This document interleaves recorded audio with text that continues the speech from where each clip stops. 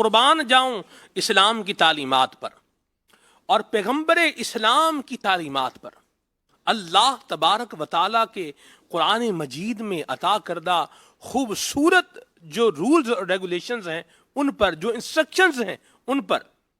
کیسی خوبصورت، یعنی ایک خاندان کو ملانے کی بات کی ہے اسلام نے، قرآن نے. اور تفسیر میں کیسے مفتی قاسم صاحب نے پیارے انداز میں بتایا کہ عورت تھوڑا سا جو ہے وہ سٹیپ ڈاؤن ہو جائے اور مرد بھی تھوڑا سٹیپ فارورڈ آ جائے، یعنی یوں ہی ہوتا ہے کہ ایک تھوڑا پیچھے ہٹتا ہے، دوسرا جو ہے وہ آگے آتا ہے، اور یوں مطلب آپس میں ایک پیچ اپ کی صورت جو ہے وہ بنتی ہے اور معاملہ سدھار کی طرف چلا جاتا ہے. ایسا بھی نہیں ہے کہ عورت کو جو ہے وہ قربانی کا بکرا بنا دیا جائے، یہ بھی نہیں ہے. اور یہ بھی طریقہ نہیں ہے کہ مرد کو جناب چکی میں ڈال کر اس کو پیس دیا جائے. اسلام نے ایک اصول رکھا ہے، ایک طریقہ رکھا ہے اور ایک رول رکھا ہے، اور وہ یہ ہے کہ خیر الامور یوسطھا، بہتر کام وہ ہیں جو درمیانے طریقے سے جو ہے وہ ہوتے ہیں. تو بڑی خوبصورت باتیں ہیں. دین اسلام خوبصورت دین ہے، اللہ کا پسندیدہ دین ہے. ان الدین عند اللہ الاسلام. اور دین اسلام کی ہر بات میں خیر ہے، بھلائی ہے، کامیابی ہے، کامرانی ہے. دنیا کے اندر انسان کی عزت، اس کی عفت، اس کے مال، اس کے جان کی حفاظت کی گارنٹی ہے. کس میں؟ دین اسلام کے مبارک اصولوں پر عمل پیرا رہنے میں. اللہ ہمیں عمل پیرا رہنے کی توفیق عطا فرمائے. انشاءاللہ مزید بات بھی کریں گے. دو چیزیں ہیں میرے مدنی چینل کے ناظرین. ایک ہے ہماری سوچ، ہمارا نظریہ، ہماری فکر، ہمارا فہم، ہماری فراست، ہماری دور اندیشی، ایک یہ ہے. اور ایک اللہ تبارک و تعالیٰ کا حکم ہے، ایک نبی کریم صلی اللہ تعالی علیہ وآلہ وسلم کی گائیڈنس ہے. یقیناً ہم ناقص ہیں، ہمارا فہم بھی ناقص ہے، ہماری سوچ بھی ناقص ہے، ہماری فکر بھی ناقص ہے، ہماری دانش بھی ناقص ہے، کیونکہ ہم ایک عام نارمل مخلوق ہیں. اور ہمارے اندر کتنے نقائص پائے جا رہے ہیں، اس پر ہم خود ہی بیٹھ کے کبھی غور کریں تو بہت ساری چیزیں یہ سمجھ میں آ جائیں گی. لیکن اللہ تبارک و تعالی، مہروز بھائی، اس میں جلالت کی جو تعریف بیان کی گئی ہے، اللہ علم للذات، اللہ یہ اس ذات کا نام ہے واجب الوجود، جو واجب الوجود ہے. ٹھیک ہے. المستجمع لجمیع صفات الکمال، تمام صفات کمالیہ کا کیا ہے؟ جامع ہے. ومنزہ عن النقص والزوال، اور ہر قسم کے نقص سے، ہر قسم کے زوال سے اور ہر قسم کی خامی سے کیا ہے؟ مبرہ ہے، منزہ ہے، پاک ہے. اور اس نے اپنے محبوب کو کیسا بنایا ہے کہ جنہوں نے دیکھا انہوں نے کہا وَأَحْسَنُ مِنْكَ لَمْ تَرَ قَطُّ عَيْنِي، حضور آپ جیسا میری آنکھ نے دیکھا ہی نہیں ہے. اور مہروز بھائی ایک روایت میں یہ ہے وَأَحْسَنُ مِنْكَ لَمْ تَرَ قَطُّ عَيْنٌ، حضور آپ جیسا حسین کسی آنکھ نے نہیں دیکھا.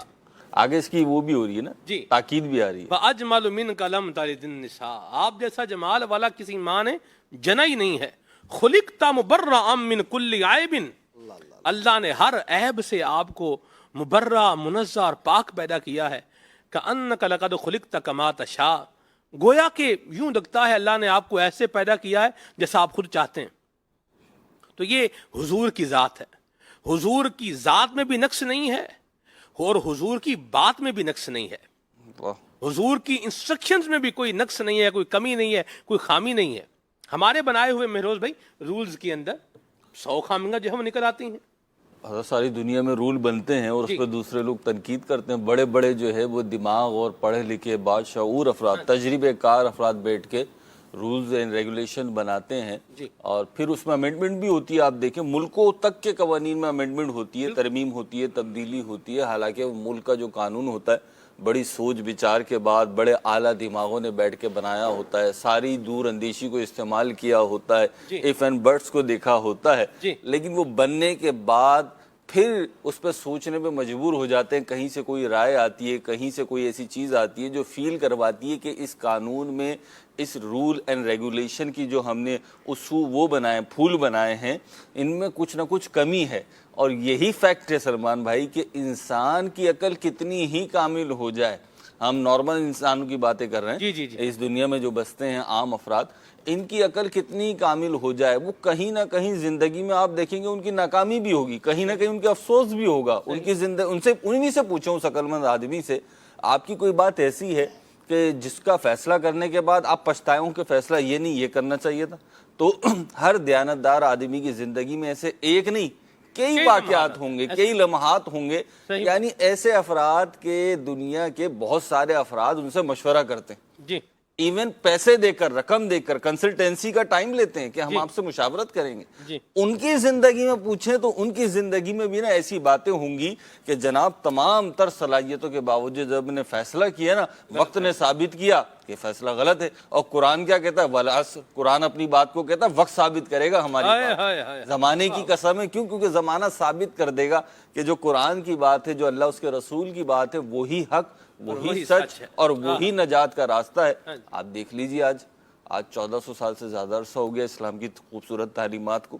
سلمان بھائی کتنی ہی باتیں ایسی ہیں، ایک تو ہم آج کی دنیا میں رہ کر بات کر رہے ہیں نا، اس لمحے جبکہ آپ مجھے مدنی چینل پہ سن رہے ہیں اپنے گھر پر، ٹیکنالوجی نے ترقی کر لی، معاشرے نے ترقی کر لی، تمدن نے ترقی کر لی کہا جاتا ہے، تو اگر آپ تھوڑا سا ماضی میں چلے جائیں، پچھلے 100-200 سال کی تاریخ اٹھا کے دیکھیں تو بہت ساری ایسی باتیں اسلامی تعلیمات کی کہ جس پہ لوگ انگلی اٹھاتے تھے، یہ درست نہیں، لیکن وقت نے ثابت کیا، ٹیکنالوجی نے ثابت کیا کہ جو دین اسلام کی خوبصورت تعلیمات آ گئیں اس سے اچھی تعلیمات ہو نہیں سکتی۔ آج بھی بعض ہم جیسے کم عقلوں کو ایسا لگتا ہے معاذ اللہ کہ یہ بات سمجھ میں نہیں آ رہی، یہ بات سمجھ میں نہیں آتی، تو وہ تعلیم کا، وہ اصول کا نقص نہیں ہے، بلکہ وہ ہماری عقل کی جو ڈبیا ہے وہ چھوٹی ہے، اس میں آ نہیں رہا۔ تو جب آنے لگتا ہے، آپ دیکھیں میں اور آپ اگر اپنی زندگی پہ غور کریں تو ہماری ظاہر سی بات ایک عمر ہے، اب تو مطلب بڑھاپے ہی کی طرف جا رہے ہیں، مرنے قبر کی طرف جا رہے ہیں، اللہ تعالیٰ عافیت رکھے اور ایمان پہ خاتمہ فرمائے۔ آمین آمین۔ سلمان بھائی آج سے 20 سال پہلے جیسے ہم سوچتے تھے نا، آج ویسے نہیں سوچتے، آج سے 10 سال پہلے جیسے ہم سوچتے تھے آج ویسے نہیں سوچتے، ایون آج سے 1 سال پہلے ہم جیسے سوچتے تھے آج ہم ویسے نہیں سوچتے۔ ہماری نظر، ہماری عقل، ہمارا شعور، ہمارا تجربہ، ہمارا علم، سب چیزیں ویری کر رہا ہے، سب چیزیں تبدیل ہو رہی ہیں، اس سے ہمارے فیصلوں پہ فرق پڑ رہا ہے۔ کل تک ہمیں کچھ کھانے میں پسند تھا، آج وہ ناپسند ہے، کل تک پہننے میں کچھ پسند تھا، آج ناپسند ہے، کل تک کچھ کرنے کے لیے ہم کہتے تھے بس یہ یوں ہی ہونا چاہیے، آج جب ہم ماضی کی طرف دیکھتے ہیں تو نظر شرم سے جھک جاتی ہیں کہ نہیں یوں تو نہیں، یوں بھی ہو سکتا ہے۔ لیکن دین اسلام کی خوبصورت تعلیمات، اور وہ جو آپ نے بات کی نا کہ اوسط دائرہ، درمیانی راستہ اور اعتدال کا راستہ، ایک تو درمیانی راستہ وہ ہوتا ہے جو حق اور باطل کی آمیزش سے ہو، یہاں وہ مراد نہیں ہے، یہاں تو وہ ہے جو ہر قسم کے باطل سے جدا ہو اور حق سے مزین ہو، وہ درمیانی راستہ اگر اپنائے تو یہاں تو میاں بیوی کی بات ہو رہی تھی سلمان بھائی، جو آیت کے کانٹیکس میں بات ہو رہی تھی، زندگی میں جتنے رشتے ہیں، جتنے ناطے ہیں، جتنے اوقات ہیں، اگر انسان اس میں میانہ روی کو اختیار کرے، درمیانی راستے کو اختیار کرے اور ایک اعتدال کی پوزیشن پر رہے تو اس کی زندگی بڑے سکون سے گزرتی ہے۔ جیسے بالکل ٹھنڈا کھانا ہو نا تو کھانے میں مزہ نہیں آتا، اسی طریقے سے بہت گرم کھانا ہو نا تو پھر وہ زبان جلا دیتا ہے۔ تو راہ اعتدال یہی ہے کہ کچھ گرم ہو تو پھر جو ہے نا وہ لذت بھی دیتا ہے اور آپ کو طمانینت اور آسودگی اور کیا کہیں گے سیٹسفیکیشن بھی دیتا ہے آپ کو۔ تو یہ ساری چیزیں ہیں۔ آپ نے بات کی تھی، وہ میاں بیوی کی بات ہو رہی تھی، آپ کہہ رہے تھے کہ دونوں جو ہیں تھوڑا ڈاؤن ہو جائیں، تھوڑا سا پیچھے آ جائیں، ریورس گیئر لگا لیں۔ میرے ذہن میں آ رہا تھا کہ کراچی کے روڈز پہ بعض اوقات، روڈز پہ تو نہیں، زیادہ تر گلیوں میں یہ ہوتا ہے، تو کیا ہوتا ہے کہ گاڑیاں آمنے سامنے سے آ گئیں، اب گلی چوڑی بھی ہے تو ادھر بھی گاڑی پارک ہوئی ہوئی ہے، ادھر بھی گاڑی پارک ہوئی ہوئی ہے، بیچ میں سے ایک وقت میں ایک ہی گاڑی گزر سکتی ہے، اب گاڑیاں آمنے سامنے آ گئیں تو سمجھدار لوگ کیا کرتے ہیں، ان دونوں میں سے کوئی ایک ریورس ہو جاتا ہے اور دوسرے کو راستہ دے دیتا ہے کہ آپ نکل جاؤ، تو کیا ہوتا ہے وہ جلدی سے نکل جاتا ہے اور چند ہی لمحوں میں یہ بھی نکل جاتا ہے۔ لیکن شاید یہ دیکھنے کا اتفاق ہوا، میرے مدنی چینل کے ناظرین کو بھی ہوا، بعض اوقات دونوں اڑی پہ آ جاتے ہیں، نہ جی میں کیوں پیچھے ہٹوں، میں تو غلطی پہ ہوں نہیں، میں کیوں پیچھے ہٹوں، اچھا واقعی میں چلو آپ غلطی پہ نہیں ہو، نتیجہ کیا نکلا آپ کے نہ ہٹنے؟ 1 منٹ 2 منٹ 5 منٹ 10 منٹ کھڑے ہوئے، بعض اوقات 15 منٹ کھڑے ہوئے گاڑی سے اتر کے لڑ لیں، نتیجہ کیا نکلتا ہے؟